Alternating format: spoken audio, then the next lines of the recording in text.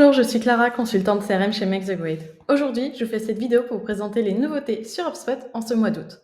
Et pour bien préparer la rentrée, on va parler d'import de base de données et également de personnalisation des fiches objets sur HubSpot. Donc, je vais commencer cette vidéo en parlant des imports. Donc, on va partir avec un exemple d'un fichier qui est issu de l'ordinateur, un seul fichier avec un objet. Et donc, on va partir sur les produits, qui est désormais un objet qu'on va pouvoir importer sur HubSpot directement, et ça pourrait être également associé avec des deals, donc des transactions, si on fait un import à multiples objets. Donc, j'ajoute mon fichier directement.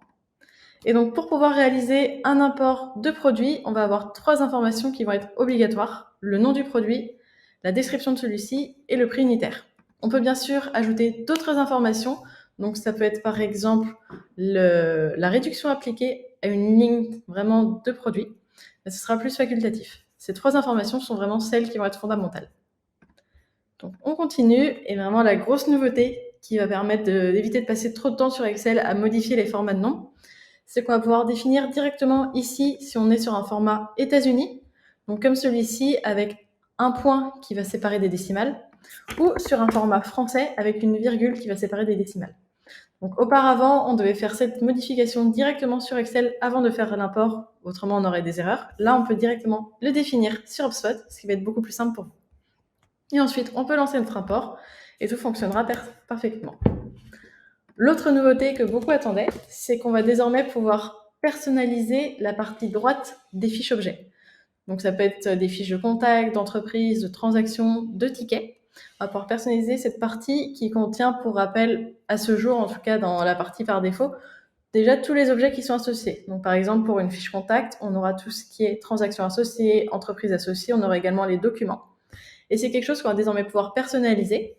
Donc ça se trouve directement en sélectionnant donc l'objet qu'on souhaite, donc par exemple les contacts juste ici, et dans la partie à droite, personnalisation des objets. Et le premier élément va être la personnalisation donc de cette barre à droite. Donc la première chose qu'on va pouvoir faire, c'est modifier la barre par défaut. Donc on pourra soit enlever un élément, donc par exemple tout ce qui est paiement, etc., on peut les enlever pour qu'ils soient complètement supprimés. On peut également changer l'ordre, comme ceci. Donc comme ça, on peut sauvegarder cette première modification. Et surtout, on va pouvoir ajouter un autre bloc qui viendra s'ajouter.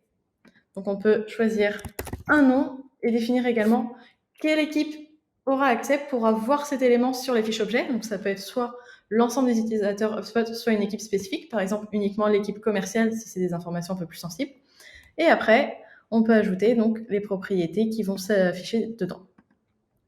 Donc voilà comment réaliser des imports de bases de données pour préparer la rentrée et également comment personnaliser les fiches objets sur HubSpot. J'espère que cette vidéo vous aidera pour préparer tout ça. Merci et bonne journée.